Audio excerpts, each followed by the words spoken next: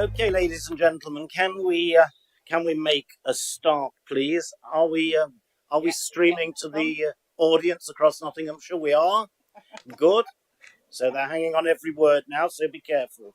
Can I welcome you all to this meeting of the Governance and Ethics Committee, and in particular, can I welcome Craig Cole, Ian Bain, and Rob White?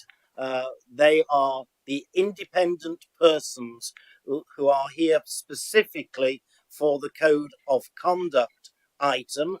They want to see that you're not as bad as many people will portray you in their complaints against you. I hope they go away with a favourable impression. And we've also, again, got Andrew Smith from Grant Thornton, who will no doubt be telling us about the completion of the accounts and value for money report later on in the agenda, and we look forward to that. So, item number 1, minutes of the last meeting held on the 22nd of February. Can I accept these as a true and accurate record? All those in favour, please, who were here. Thank you very much. That appears to be unanimous. Item number 2, apologies for absence. I'll hand over to Democratic Services in case there are that many. I might miss somebody out. Thank you. We've had apologies from Councillor Errol Henry for other reasons and Councillor Jim Creamer is substitute. We've had apologies from Councillor Mrs Sue Saddington for medical reasons, Councillor Chris Barnfather is substitute. Apologies from Councillor Roger Upton for other reasons, and Councillor Tracy Taylor is substitute. And we've had apologies from Councillor Andy Meakin for other county council business. Are you happy to accept those? Okay, thank you very much. Item number 3 is declarations of interest by members and officers. Are there any declarations that anyone needs to make?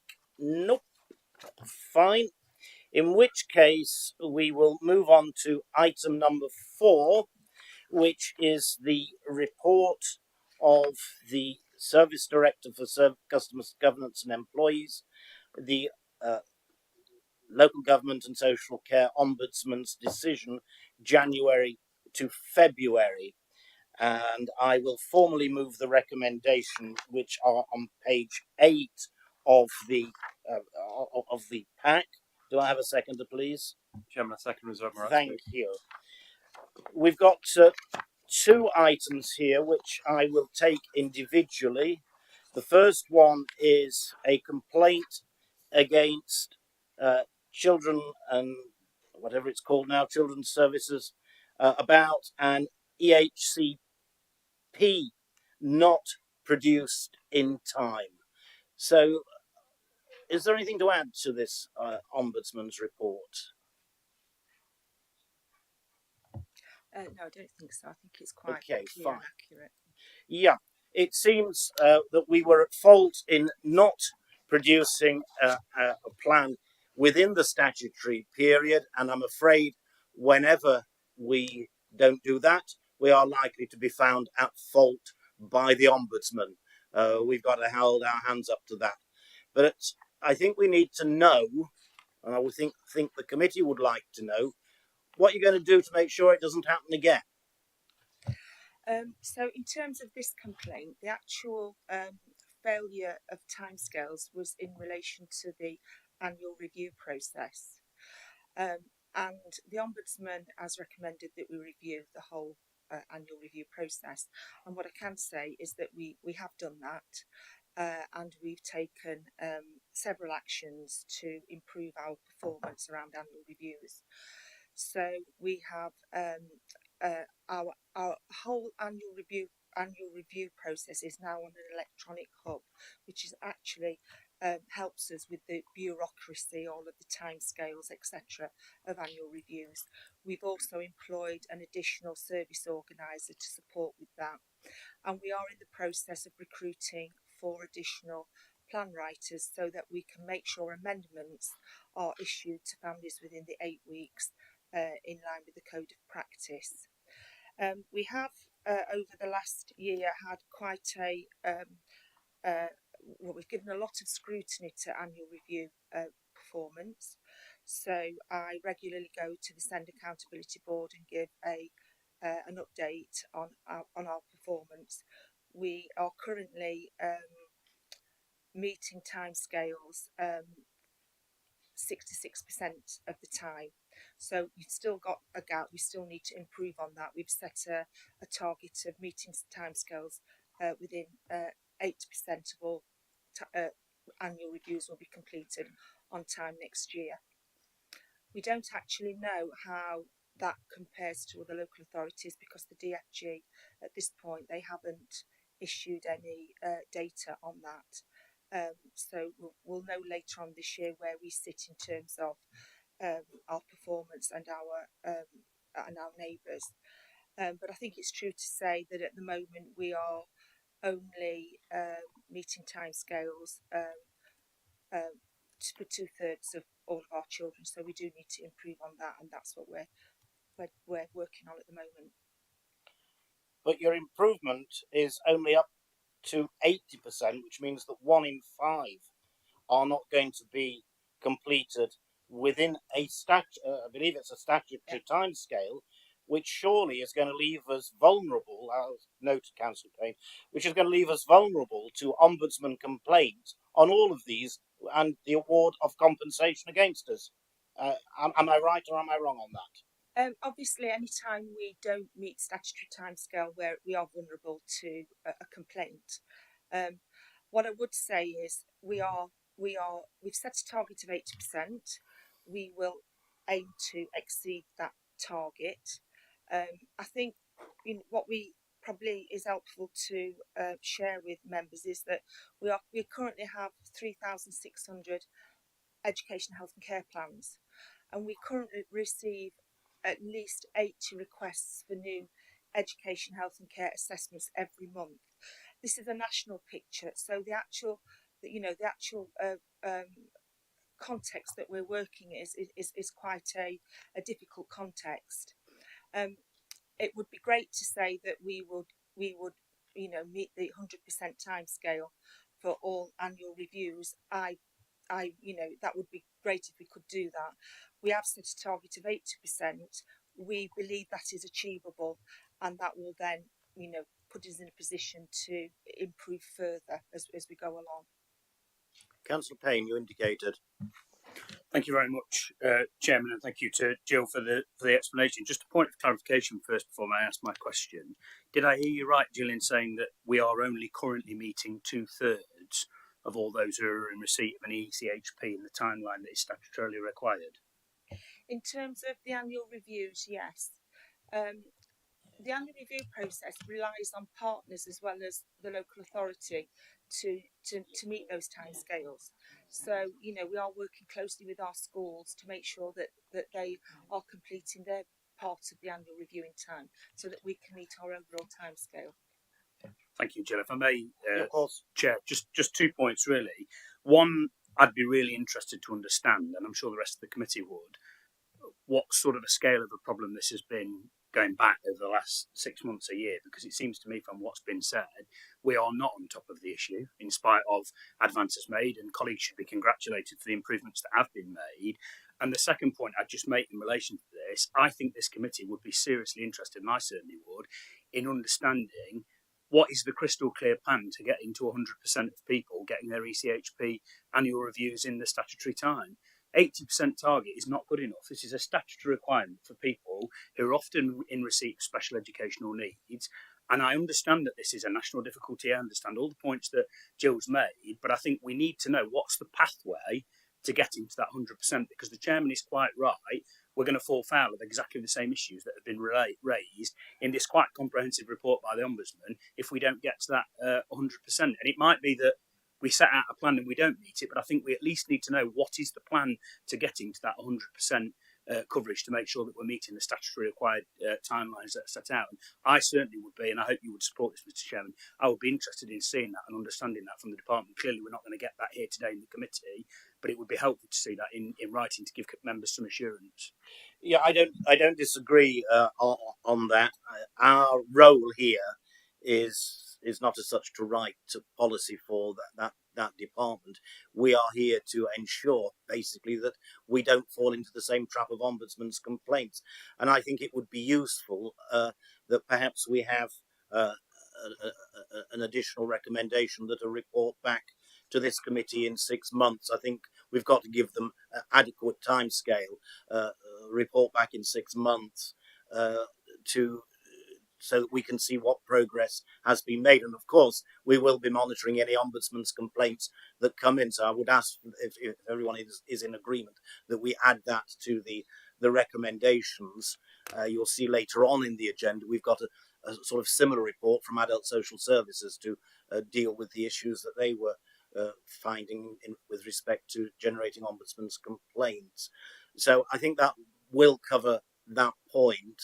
And we need to monitor that. Councillor Lee. Thank you. I just want to dig a little bit deeper on this, if possible, just to confirm what number of these have you got coming in? Was it for 3,600? And you said you'd be expected to get 80% of them done. I just want to confirm that figure first. So we would expect in the region of 720 cases that wouldn't meet the time frame that could be back in front of us as complaints and ombudsman complaints. So the question that I've got is that is a massive amount of money if you look at it on a percentage of what we've had to give out on 720 cases. That's a massive waste of budget from this county council that would be expected in paying out on things that we know we're not going to meet. I would say that money is probably better spent getting more officers and more workers to meet that need if you know you're not going to meet it in the first place. It sounds like a ridiculous waste of money. I hope that's not the case, and I hope you're going to clarify that position. Well, I think that the plan going forward is for the department to work on and to come back to us in 6 months' time with full details. Was there anything you wanted to say in response to that? just in response to that. I mean, I totally agree with you that I'm not sort of defending that 700 whatever children won't get their plans reviewed on time. I just think to put it into some context, when we looked at this with the DFE, they were interested in certain cohorts of children, making sure that certain particularly vulnerable cohorts of children absolutely have their plans reviewed on time. So we are absolutely can give a commitment that will happen. They're also interested in the amount of time we are out of timescale, if that makes sense.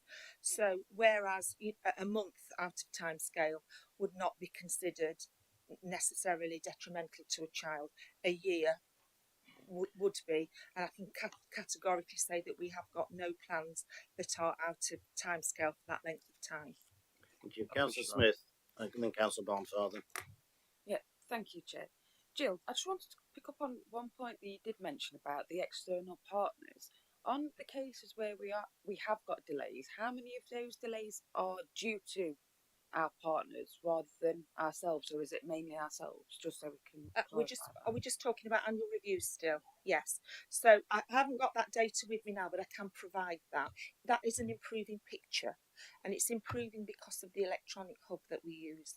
So the electronic hub enables our schools to log into the hub and see when their annual reviews are due, and plots the timescales out for them. So if you would like me to provide that detail, I can do that, yeah. Yeah, thank you, Chair. Similar lines, actually, to Councillor Smith's comments there. We are very much in the hands of partners. I'm not disputing the findings of the Ombudsman. They are what they are. This was a very complex case. That's very clear when you read the papers.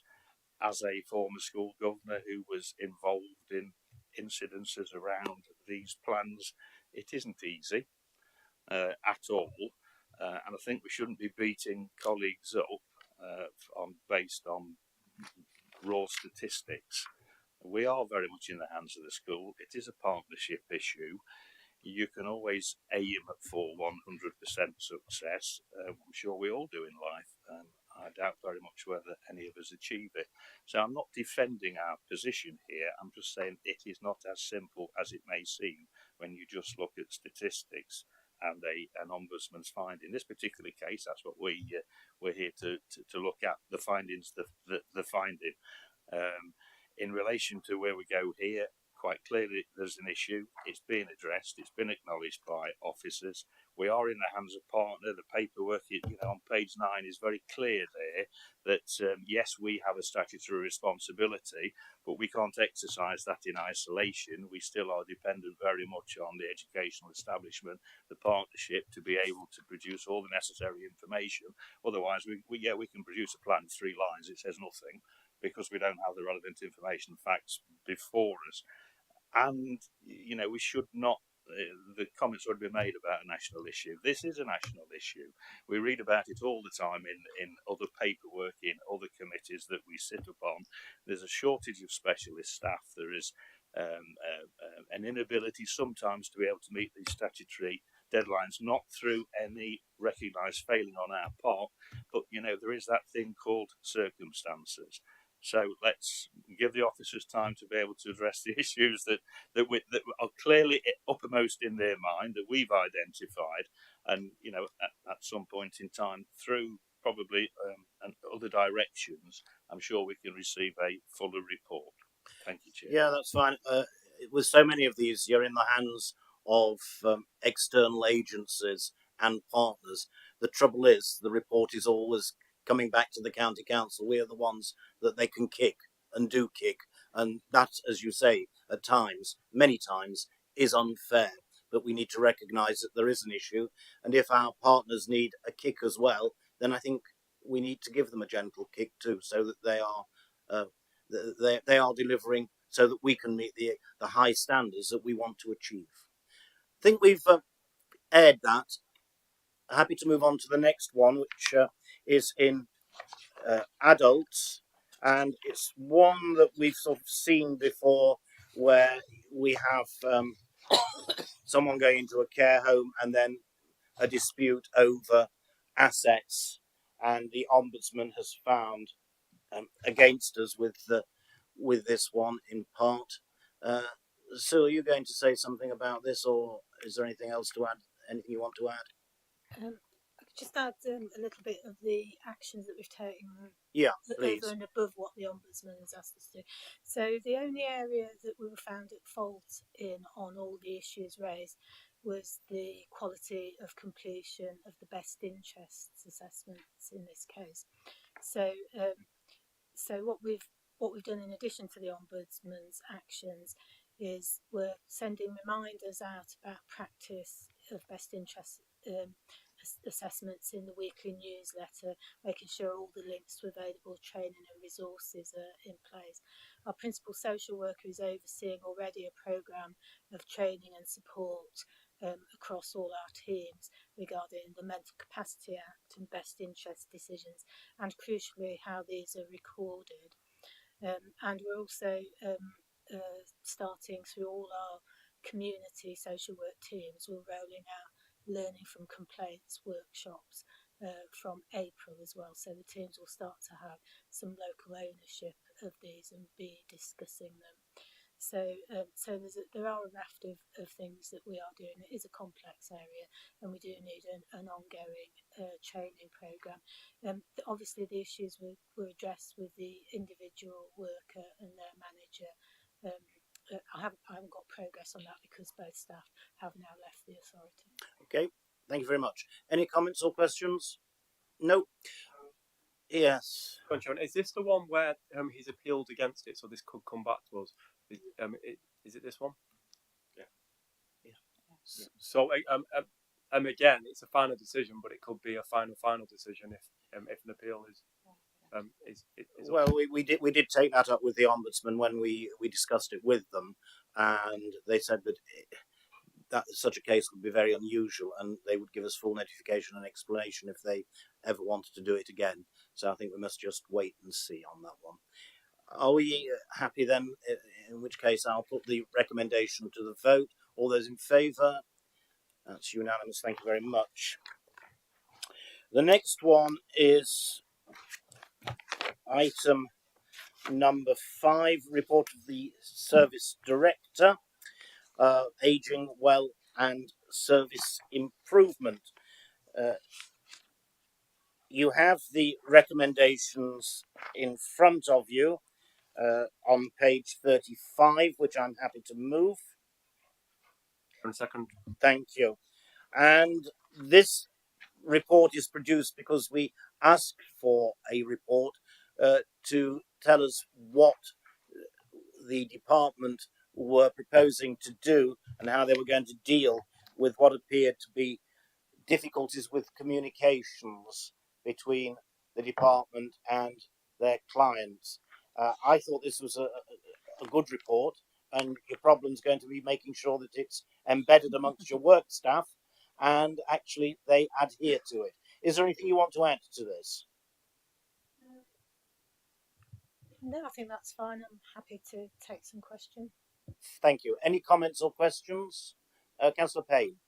Just to say that I concur with you, Chairman. I think this is a good report. I think colleagues, officers should be commended for the way they responded to the issues that were raised by elected members.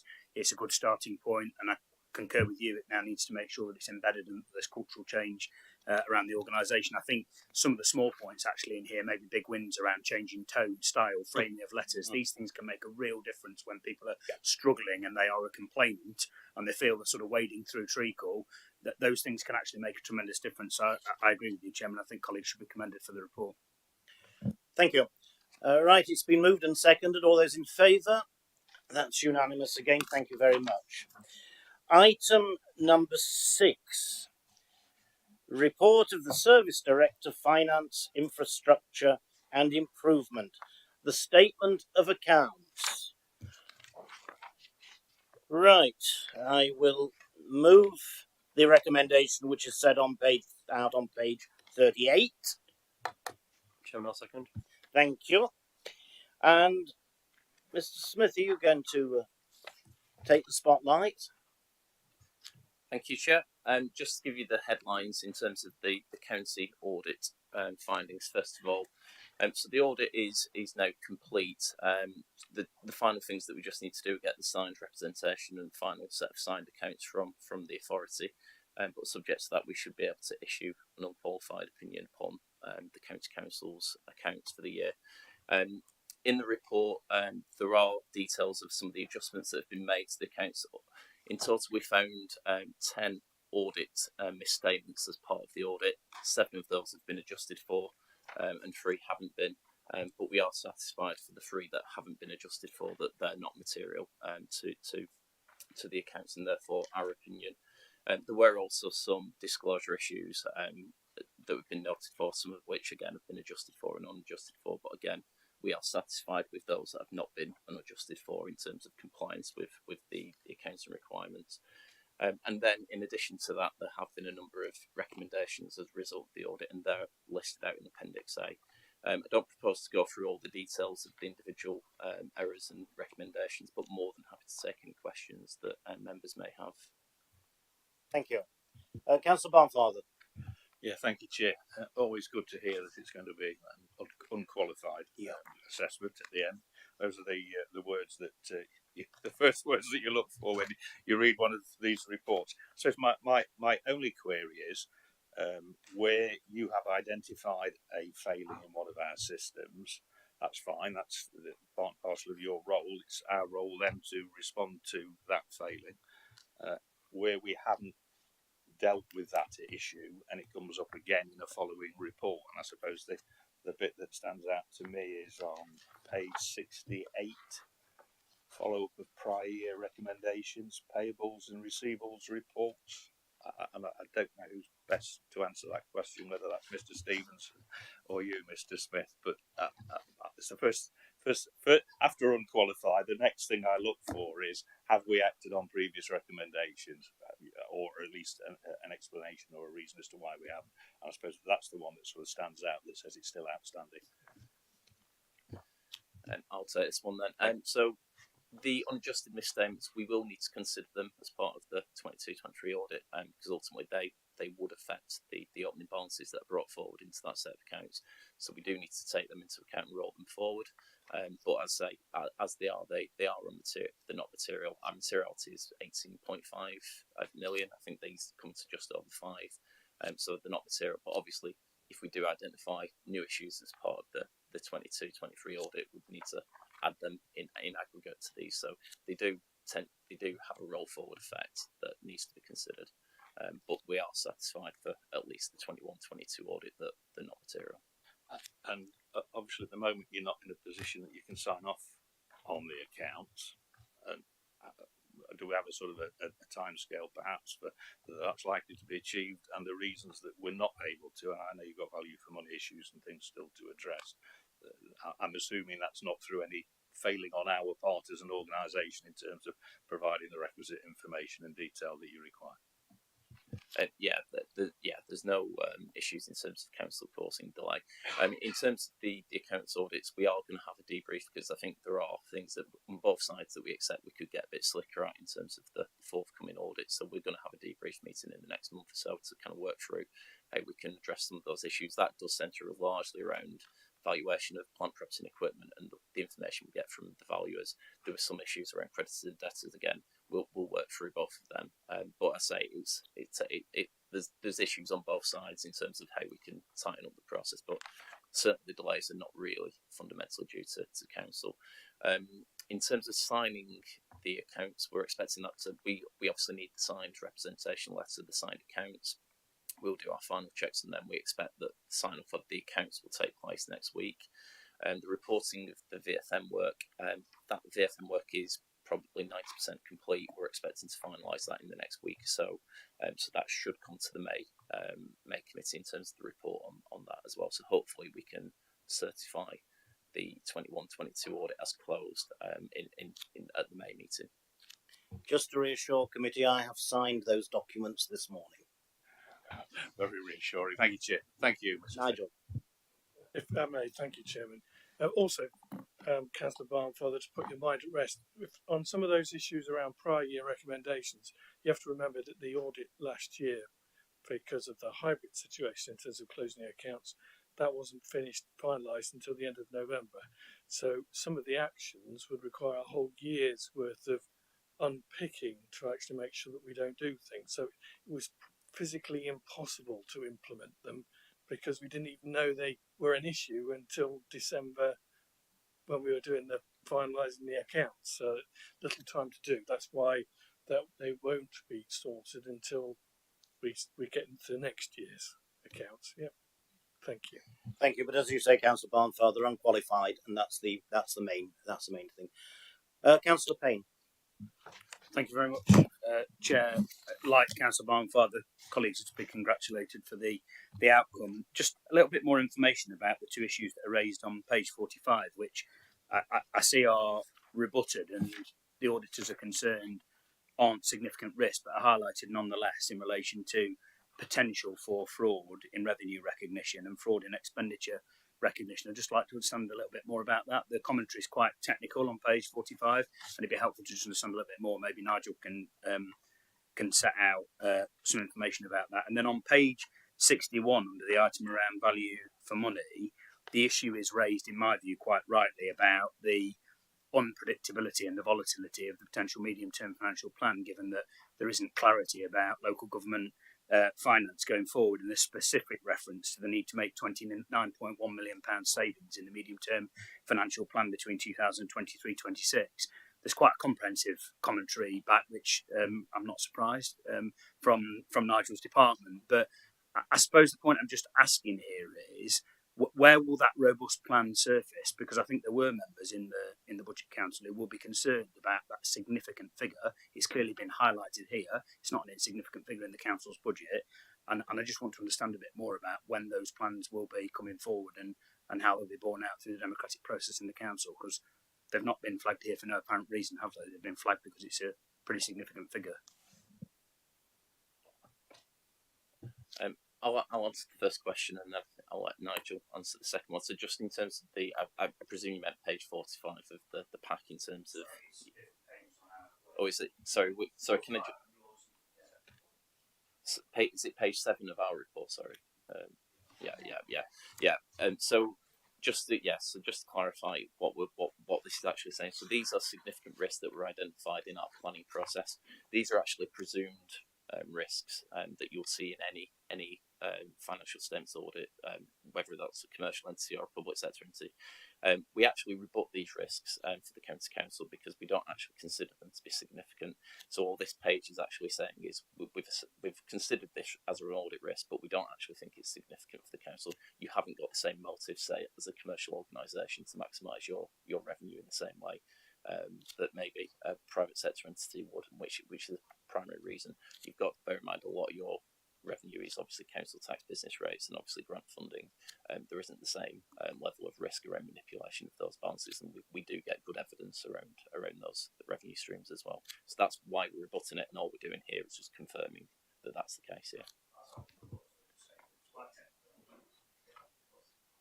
Yeah, and it's a good question to ask, Councillor, because quite rightly, as Andrew pointed out, is the auditing standards that apply from our external auditors are the same ones that applied to industry as well as it is to local authorities. So that's why that has to be that test about whether, as a local authority, we would be under those same, shall we say, opportunities to misrepresent.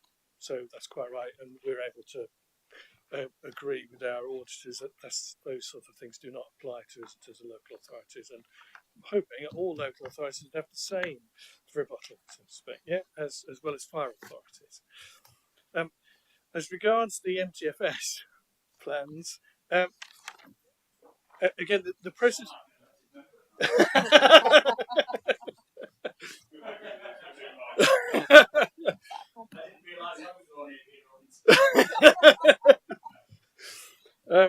As far as the MTFS plans, we came into, we remember the 9th of February, we set out what the MTFS, there's a lot of assumptions that go into that MTFS and that gap. So although we identify a gap in the MTFS, lots of things can change as we get further down each year in terms of whether that gap gets larger or gets resolved.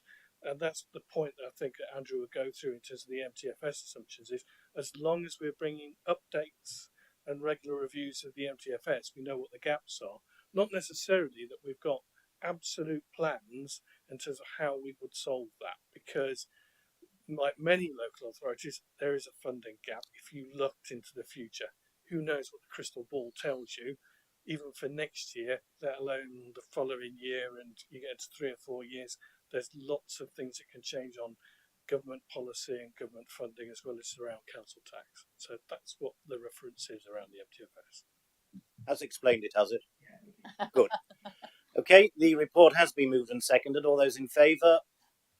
That's unanimous. Thank you very much. Can we move then to item number 7, the internal audit term 2 progress report and term 1 plan? That's set out in front of you, and the recommendation is on page 118, which I am happy to move. Chairman, a second.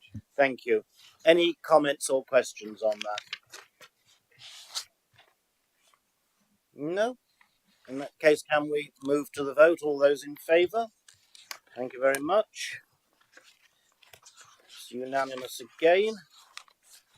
The next item on the agenda is item number 8, the governance update. And you have the recommendation on page 130, which I'm happy to move. Chairman, second. Thank you. Any comments or questions on that? Councillor Pate. There's reference made, Mr.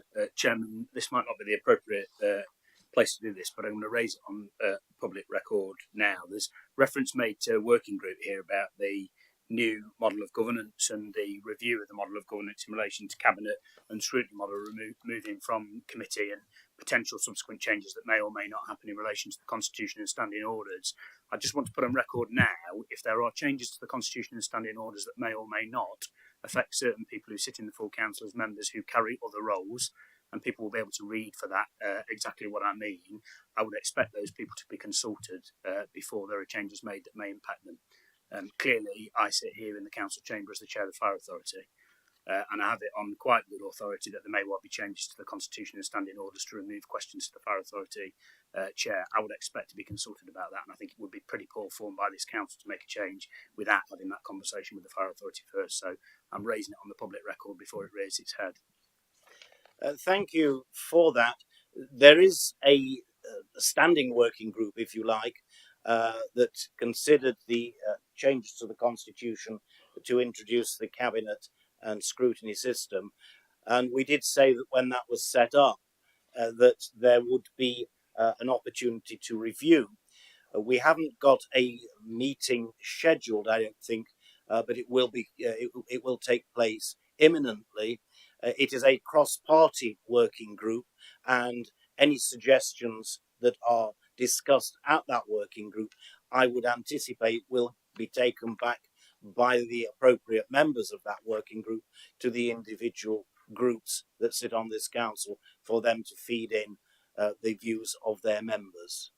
So it will be a transparent and comprehensive review. Okay?